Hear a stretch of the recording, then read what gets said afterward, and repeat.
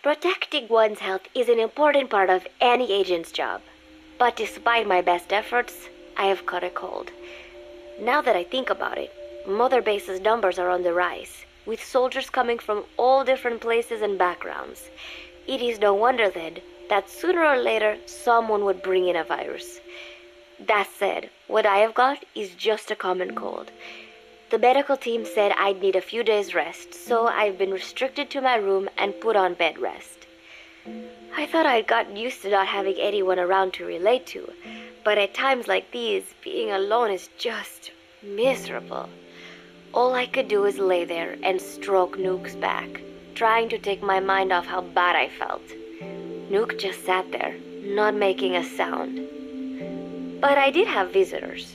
Amanda and Chico, Huey, Cecile, Miller, and a few of the soldiers I've become relatively close to.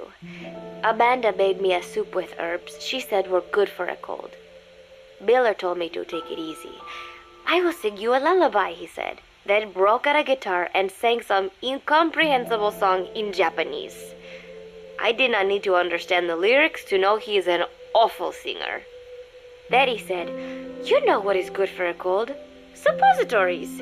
Here, I'll show you." He began to take off his pants, so I threw my tissue box at him to make him go away. Then Strangelove showed up, saying she had some miracle Indian cure. "It has got eucalyptus extract," she said.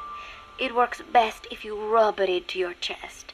And then she tried to take off my nightshirt. I whacked her with my pillow, and I got rid of her. Chico brought me a little flower in a cup. It had been growing in a little bit of earth that probably found its way on board, stuck to something else. "I found this on the deck. Here, you can have it." He tried to act nonchalant, but I am pretty sure he's got a crush on me. None of them understand.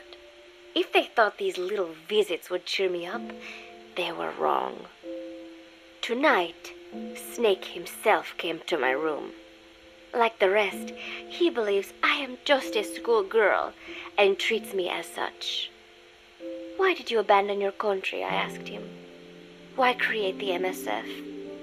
Of course, I knew the answers already, but I wanted to hear it from him. As I had imagined, he was not exactly forthcoming. All he would say is that his country abandoned him because all he could do was fight, and that is why he needed the MSF, because that is all he is any good for. Then he said, "Fighting is the only thing I understand, but that does not mean I have got a grudge against those who believe in peace. I am not one of them, and I do not believe in peace. Conflict is in man's nature. We fight our enemies in order to survive." Maybe we are not so different after all, he and I. But that is exactly why I'm going to have to kill him, or else he will have to kill me. When I stop and think about this wretched existence, being killed by a man like that suddenly does not seem like such a bad thing.